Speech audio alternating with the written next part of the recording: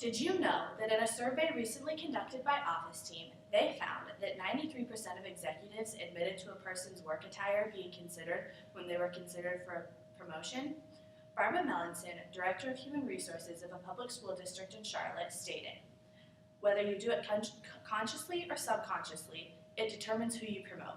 If you're looking to get ahead, you should look like you belong to be there." All of us will be taking our spot within the workforce in the next 5 years, and we need to be able to recognize what kind of attire will work for a healthy and productive environment. More importantly, we need to realize just how crucial it is that you look prepared for day one. I believe that attire is one of the most important aspects of work every day, as does Berryman Fink, when they state in Hughes' study, "It is a rare manager who does not realize how appearance affects credibility in the workplace." I have done a lot of research on this topic, and my dad, who is the president of Nebraska Methodist College, claims, on a scale of 1 to 10, with 1 being the most important and 10 being the least important, the attire of an employee is a 2 or 3. One thing to keep in mind is that once the employee is hired, their attire not only reflects upon them, but it reflects on the university as a whole. Today, my goal is to persuade you to change a belief about attire in the workplace. I will be sharing with you the potential problems that could come with not being appropriately dressed when you go to work, and more specifically, what repercussions of you not being prepared on day one could be, the reputation you could earn if you don't dress conservatively enough, and why it's important to be prepared even after your first day. Then I will share with you the solutions to these problems in order to show you how important it is that you take attire in the workplace seriously. Now that we have briefly discussed my main points, I will start with the first one and talk about how many possible problems could occur as a result of your attire on day one. The first problem I will be sharing with you today is the reputation you may get if you come unprepared into the workplace. Drawing the line between business casual and too casual is becoming increasingly harder for a lot of businesses and employees. USA Today shares that lab researcher Dan Gruhl usually shows up to work in flip-flops and a t-shirt. While in the definition of business casual for IBM, flip-flops and t-shirts are included, General Motors says that the following items are excluded from their list of business casual: athletic shoes, jeans, tank tops, sweatshirts, or t-shirts. Obviously, the term business casual is confusing a lot of people. So let's take a minute to look at an example. You've just landed your dream job at this place that it's been your dream since you were 5 years old, and the dress code is business casual. So you walk in on your first day dressed in what you think business casual is. But what ends up happening is that you are dressed a lot less professional than everyone else in the office. For example, you're wearing a tank top when everyone else is wearing business jackets. And then in case that isn't enough, you walk into a meeting where everyone on your floor is, and they all see you dressed down when they're all dressed up. And so not only have they already formed an impression of you in their head where they don't really want you on their team, or they think that you're not very prepared to be working in this place, you then realize your manager tells you that you have to split up into different teams. And so then what happens is no one really wants to be on your team because of the bad reputation you've already given yourself because of the clothes that you're wearing. So your reputation is really on the line here. And it's already hard coming into a team of experienced workers and trying to live up to the standards and expectations that they have for you. So not being dressed appropriately is really not going to help you out in this situation. While discussing the topic of too casual versus too professional, we should also address the consequences of not dressing conservatively enough.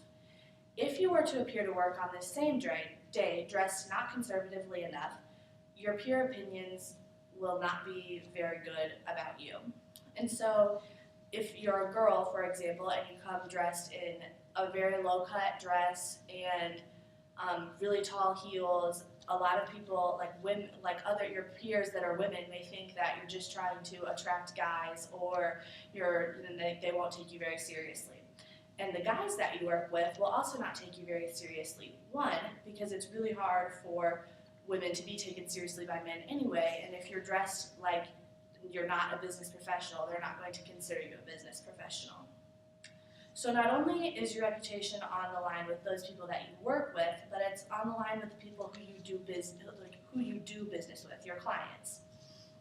On Salary.com, news editor Regina Robo says, especially if you deal directly with customers, the way you express yourself to the world is far more important than the true you, at least while you're on the job.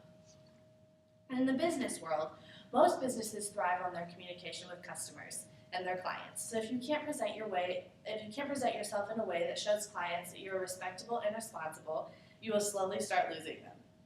Now that we have discussed the problems that may occur if you're not wearing the appropriate attire, we will discuss how to make sure that this never happens to you. My solution to the previous problems is that you need to be prepared and flexible. Being flexible, for example, is coming to work with an outfit like wearing a collared shirt under a jacket, so that if you are thrown into a meeting where you don't need to be you don't need to be dressed like super professional, you can slip off your jacket and look like you belong with everyone else. But if you're thrown into a meeting where you need to be very professional, then you can keep your jacket on and again match everyone else. Also, being prepared for anything means that you've already survived the first day and it's within like your third month, and you are going to give a speech at 1 o'clock, but you're at lunch at noon and you spill orange juice all over yourself or something like that.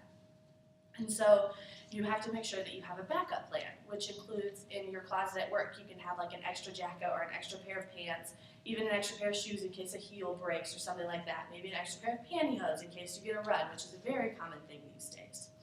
And so once you are prepared, you have to be able to be flexible with those outfits. So on days that you have big meetings, you need to be able to plan that you should wear black pants, so because you know that you have an extra black jacket in your closet at work. You now have the information you need that will lead you to having the tools in the workplace in order to present yourself successfully. In conclusion, I will give you a little review on the problem of attire in the workplace. There is not wearing the correct attire with your reputation on the line, and also the opinions that your peers may form about you if you aren't dressed conservatively enough. And the solution to your problem is always to be prepared and flexible. By presenting you with all of these scenarios and giving you possible solutions to these scenarios, your belief about attire in the workplace is hopefully changed.